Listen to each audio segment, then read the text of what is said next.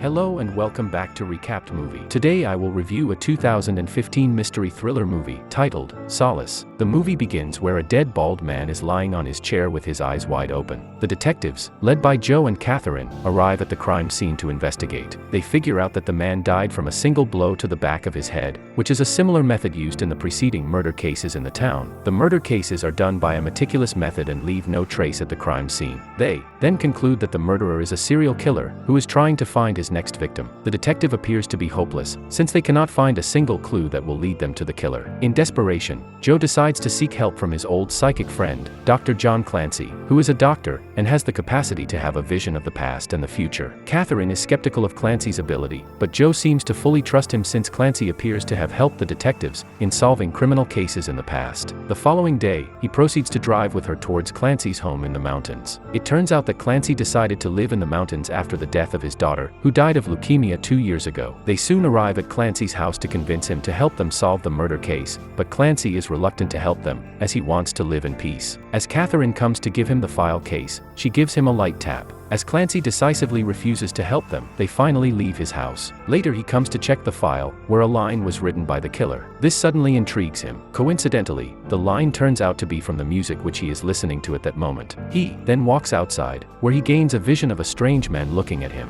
The strange man seems to be the killer. The coincidence of the line and the vision of a strange man greatly intrigues him, so he finally decides to help the detectives to catch the serial killer. The following day, Clancy comes to the city to have a briefing about the case. In the briefing, Catherine reveals the consistency of the killer's murder method. As he comes to hold one of the case photos, he gains a vision of the child eating ice cream before being murdered. Meanwhile, they bring Clancy to the crime scene of the first victim, but Clancy fails to find anything. He just jokingly says that the woman likes wearing hats. Later, as he is walking toward the hotel, he keeps having a strange vision that seems to be related to the killer. He keeps having a vision of the word Atticus and a running train. In his sleep, he gains a vision of a drowning beautiful woman asking for help. He then wakes up receiving a call from the detectives.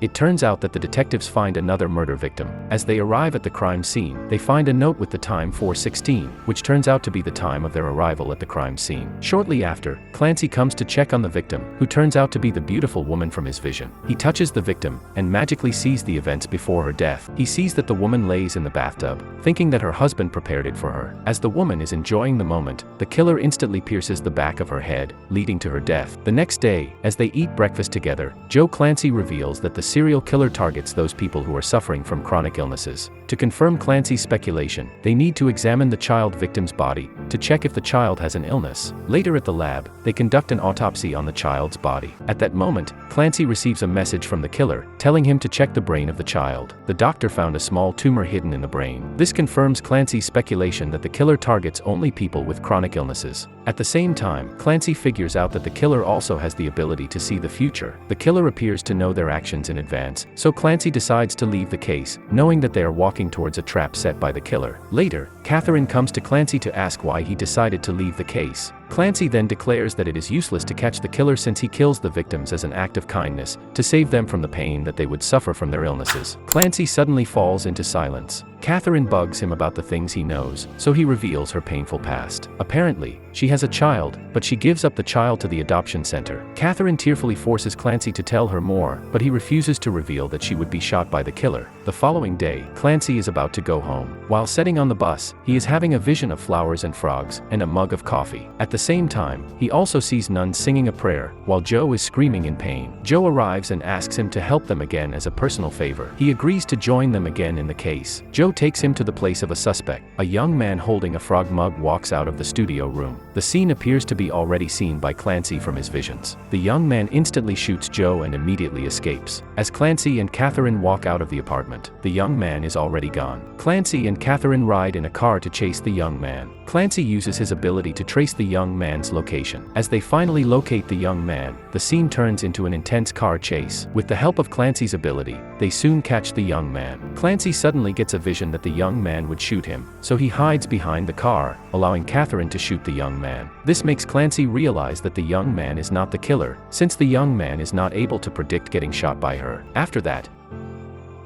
Clancy comes to visit Joe in the hospital. It turns out that Joe is already suffering from stage 4 cancer and is about to die. He then instructs Clancy to take care of his family after his death. Later, Clancy reveals to Catherine the appearance of his vision about his daughter's death. It turns out that he saw a shadow surrounding his daughter during her childhood. As his daughter became a teenager, the vision finally manifested, and his daughter died from leukemia. The following day, the church conducts a funeral ceremony for Joe. Clancy feels relief upon knowing that Joe's son would live a good life in the future. Later at night, he goes to have some drinks in the bar to mourn Joe's death. There, the killer suddenly reveals himself. The killer then explains to Clancy that his murderous acts are in favor of the victims, since he sees them begging to end their pain in the future. The murder acts are not pleasurable for him, but he needs to do it as a favor for the victim. He then says that the greatest acts of love are the hardest acts to commit. Meanwhile, Clancy takes a look at the future to check if he can let the police catch the killer, but the killer already figured out that he can escape safely from all the possibilities. The following day, Catherine and the police force finally know the appearance of the killer, as the waitress from the bar reveals it. She also tells the detective to trace the identity of the killer. Catherine finally traces the real identity of the killer. His name is Charles Amparos. She comes to raid his apartment, together with the police officers. It turns out that he already predicted her arrival in the apartment, as a video of him awaits her there. He explains to her that he is not a psychopath or an antisocial. He is just a normal guy who decided to respond to other people's pain. At this moment, Clancy is chasing him on the streets. Meanwhile, Amparos tells the cop on the street to report his location to the cop's supervisor. Catherine and the police officers then receive the report. This makes her rush toward the location. Amparos rides the train and Clancy also follows him there. Amparos shoots his gun, making the people run away from the train, which leaves him alone with Clancy on the train. Shortly after the train heads towards the next station, the police officers are preparing to confront Amparos in the next station. Meanwhile, on the train, Amparos reveals that Clancy would kill him. At their arrival at the next station, it turns out that Amparos is also dying from an illness, so he needs Clancy to kill him. Clancy then gains a vision that Amparos would shoot Catherine at the next station. This serves as a driving force for Clancy to shoot him.